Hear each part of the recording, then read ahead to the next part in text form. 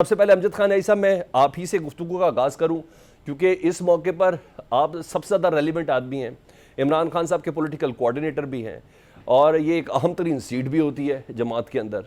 आप क्या समझते हैं जी, केपी असम्बली का कोरम पूरा सुबह नहीं हो सका, इसका क्या माइंडसेट है? सुप्रीम कोर्ट के फैसले पर आपने अमल दरामद ना करके क्या कमा लिया? बिस्मिल्लाहिर्रहमानिर्रहीम। सलमान, मैं थोड़ा सा, मुझे अगर टाइम दीजिएगा कि आपने एक बड़ा ज़बरदस्त सवाल किया है, लेकिन इसके बैकग्राउंड में मैं जानना चाहूँगा, क्या सुप्रीम कोर्ट ने अक्सरियती फ़ैसले को अक़लियत से माइनस किया? क्या सुप्रीम कोर्ट ने या इस फैसले ने इज़्ज़त कमाई? नहीं कमाई। उसके नतीजा होगा ये कि आज हमारी जो 75 सीट्स थी, स्पेशल सीट्स थी, वो जो उनका हक भी नहीं था, हमारा मैंडेट था, वो इस तरह दे दी गई। आप खुद केपी के असम्बली में देखें, जहाँ हम 2/3 से भी, यानी कि सोल पावर हमारे पास थी और वहाँ उनको दिया गया, जहाँ उनकी एक सीट थी और उन्हें एक के बदले उन्होंने पता नहीं कितनी सीट ले ली। और उसी का नतीजा है कि आज जो है वो सेनेट का जो हमारी 4 सीटें हैं वो भी लेते जा रहे हैं। और साथ साथ ये भी मैं कहना चाहूँगा कि आज फिर एक फ़ैसला आया अपना हाई कोर्ट पेशावर से। फिर क्या आप 255 आर्टिकल जो है उसको आपने रीराइट कर दिया?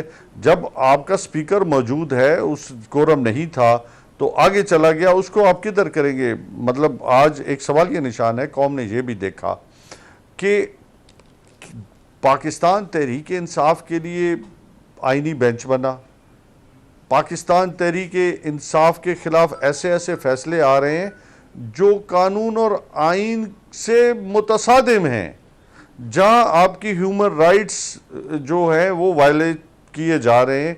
तो आप इस माहौल में ख़ुद अंदाज़ा करें कि हम कैसे सरवाइव कर रहे हैं।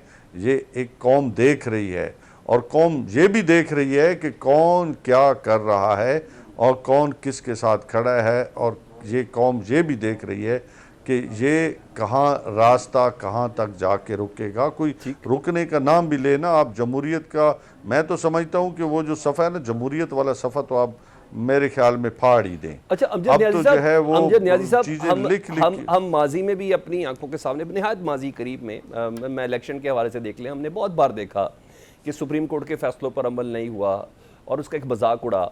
इवन मखसूस नशस्तों का जो बड़ा फैसला था, पहले जो बेंच का था, वो भी अमल नहीं हुआ, बड़ा दुख हुआ, आप लोग भी हर्ट थे।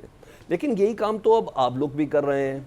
अल्टीमेटली सुप्रीम कोर्ट के फैसले पर अमल तो करना है ना, सरेंडर तो करना है। उसी बिना पर अली अमीन गंडापुर साहब ने अपोजिशन से, सर मैं सवाल जरा एस्टैब्लिश कर लूं सर, हमने कौन सा सर मैं ये कह रहा हूं, उसी बिना पर सुप्रीम कोर्ट के फैसले की बिना पर अली अमीन गंडापुर साहब ने अपोजिशन के साथ सीट एडजस्टमेंट करने का जो कहा कि हमारा बिल्कुल मुआहदा हो चुका है ना। आपकी पोजीशन मुझे समझ आ गई कि एक्सेप्टेबिलिटी नहीं है, इसलिए इजलास नहीं बुलाया गया, पाकिस्तान तहरीक इंसाफ की नशिस्तों का हक था, ये तमाम चीज़ें अपनी जगह पर है। लेकिन सर ये सीट एडजस्टमेंट तो किसी न किसी फार्मूले के तहत ही हुई थी ना अली अमीन गंडापुर साहब की, मैं ये कह रहा हूँ। सुलेमान, हमें ये कहा जा रहा है कि आप जो है वो जो भी है हमारा फैसला है ये माना जाए, अगर कोरम नहीं मौजूद तो भी माना जाए, है तो भी माना जाए, ये कहा जा रहा है। तो उसके ऊपर जो है हमारी जो है गवर्नमेंट वो मेरे ख्याल में जाएगी, हाई कोर्ट में भी जाएगी और इसके ऊपर हम कोशिश करेंगे कि ये इंसाफ पे मबनी फैसला आए। देखिए, फैसले वही पॉपुलर होते हैं या राइट होते हैं जो हक़ाइक़ की बुनियाद पे आएँ। नज़रिया ज़रूरत पे अगर इसी तरीके के साथ फैसले आते रहे तो हम 113 से 139 से ऊपर चले गए हैं। फिर कौम जो है वो क्या हमारे जो इन इदारों पे एतबार करना छोड़ दें?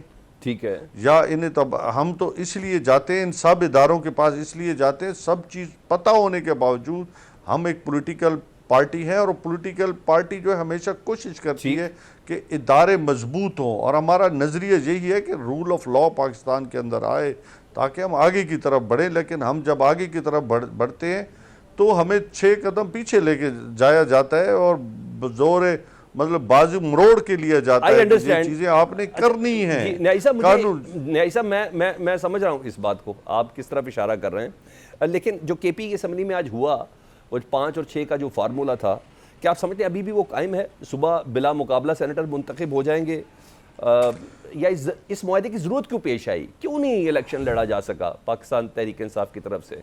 सुलेमान, पहली बात तो ये है कि हमारी पार्टी एक वर्करों की पार्टी है ठीक। और इसको खान साहब ने लीड किया है। आज पाकिस्तान की जो 70% यूथ है वो खान साहब के साथ खड़ी है और पाकिस्तान की 90% आबादी खान साहब के साथ खड़ी है, इसमें कोई दूसरी राय नहीं है। जैसा मैंने कहा कि अदालती फैसलों से हमारी सीटें कम हुई है और वहीं से चीज़ें जो है वो गड़बड़ होना शुरू हो गई कि जो जिसका हक था उसको वो हक नहीं मिल रहा, तो मसाइल तो आएंगे। हमारी कोशिश कर रही है वहाँ की जो पार्लिमानी पार्टी है, जो हमारी केपी की और फिर हमारी पॉलिटिकल पार्टी है, वो इस मसले को खूब देख रही है। बहैसियत मैं एक वर्कर के, मैं तो देखें, मैंने अपना जो इनपुट देना था वो मैंने अपनी पॉलिटिकल पार्टी को जनाब और जनरल सेक्रेटरी को भी दे दिया। ठीक है। बात यह है कि बिल्कुल बहुत सारी चीज़ें हैं जो चूँकि मेरा ओहदा ऐसा है कि मेरे लिए सब बराबर हैं और मैं समझता हूँ मैंने जो राइट डिसीजन, में एक पॉपुलर डिसीजन होता है एक राइट डिसीजन की तरफ जाने के लिए मैंने अपनी एक सजेशन जो देनी थी वो मैंने अल्हम्दुलिल्लाह दी है। और मैं समझता हूँ कि ये गुलामों की पार्टी नहीं है। बेसिकली मैं ये जो आपकी बात कर रहा हूँ कि ये उन लोगों की पार्टी है जो सच और सच कहना चाहते हैं। हमारे खान ने एक बात हमें सिखाई है कि सच बोलो, ठीक है, और खुल के बोलो। चाहे खान साहब जब बाहर थे तब भी लोग उनके साथ इख्तलाफ भी करते थे, लेकिन खान ने हमेशा खिंदा पेशानी के साथ एक बड़े होने के नाते सबको जो है वो सुना करते थे। ऑलराइट।